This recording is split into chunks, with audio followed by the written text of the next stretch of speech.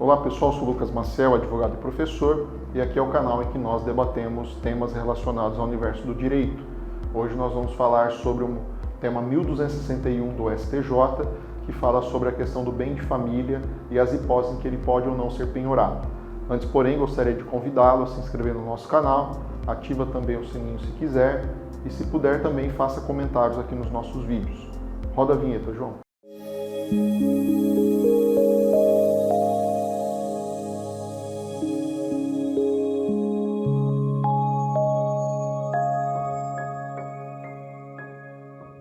Pessoal, hoje nós vamos falar sobre um tema bastante controvertido, muitas questões envolvendo a prática do dia a dia na advocacia, nos casos concretos, que é a questão do bem de família. Antes da gente chegar no tema propriamente dito, é importante a gente mencionar aqui que o bem de família é uma das coisas que mais devem ser respeitadas dentro do nosso ordenamento, uma vez que é o asilo inviolável que a pessoa tem, o local onde reside.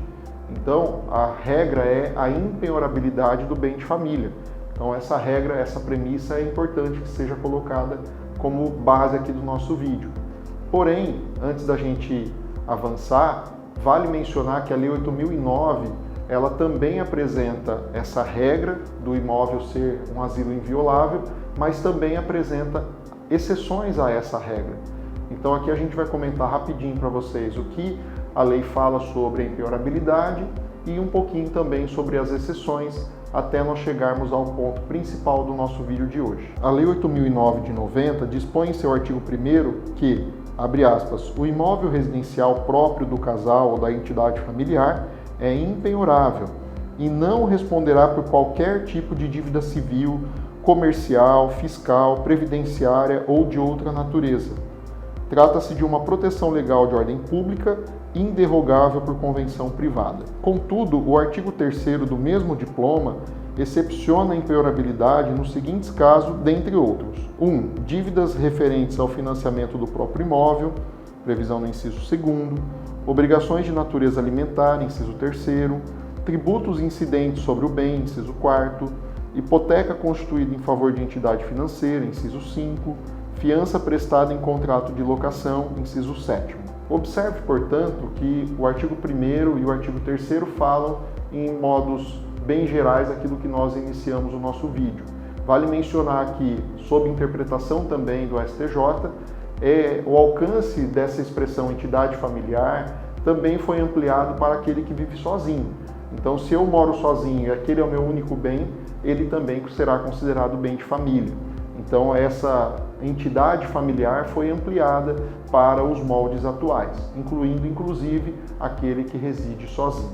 O grande ponto aqui é nós discutirmos a última exceção mencionada, que se trata lá do inciso 7º, que fala sobre a questão de quando a pessoa ela se coloca numa posição de fiador num contrato de locação de terceiro.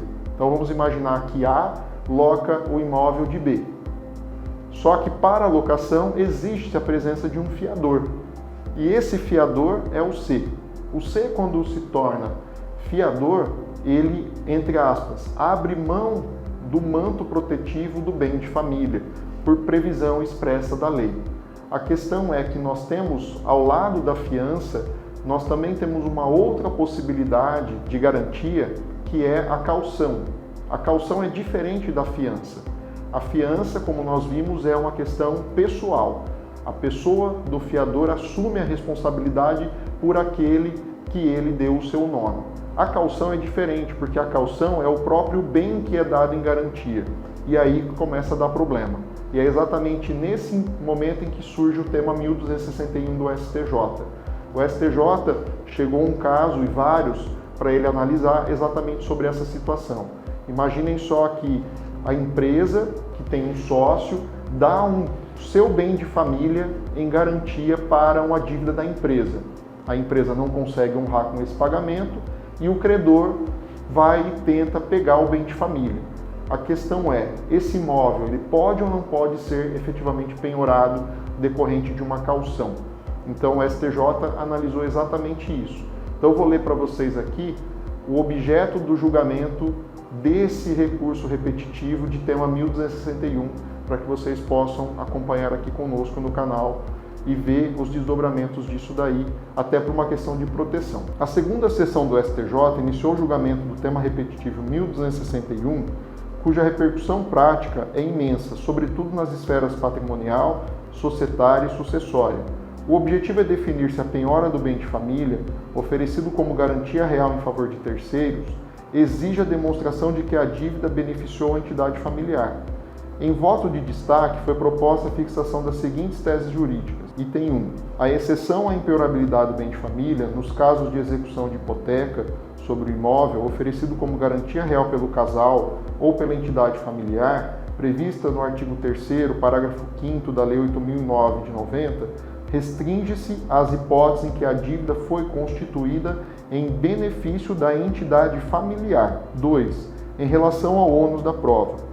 Se o bem for dado em garantia real por um dos sócios de pessoa jurídica, é em regra impenhorável, cabendo ao credor o ônus de comprovar que o débito da pessoa jurídica se reverteu em benefício da entidade familiar. B. Caso os únicos sócios da sociedade sejam os titulares do imóvel hipotecado, a regra é da possibilidade de penhora do bem de família, competindo aos proprietários demonstrar que o débito da pessoa jurídica não se reverteu em benefício da entidade familiar. A tese propõe uma repartição dinâmica do ônus da prova, atribuindo ao credor quando o imóvel é dado em garantia por sócio minoritário ou terceiro, e aos devedores quando o vínculo entre a pessoa física e jurídica é absoluto, como no caso de sociedades familiares. Nessas estruturas é comum que os sócios ofereçam bens particulares, inclusive a sua própria residência, como garantias em operações da pessoa jurídica, o que acentua a necessidade de uma análise criteriosa da finalidade da dívida.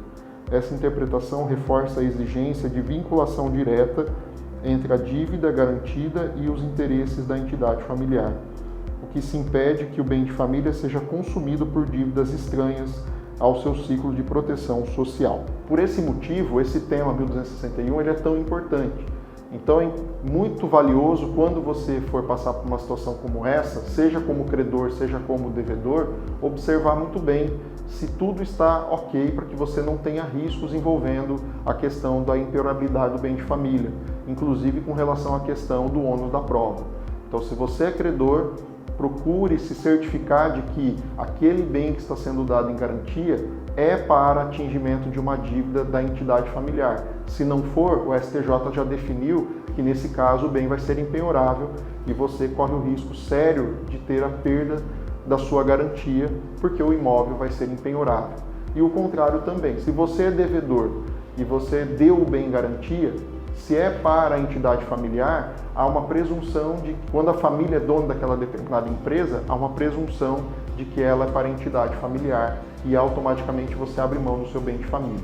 Então esse foi o nosso vídeo de hoje, ficamos aqui para outras dúvidas e esclarecimentos. Até mais!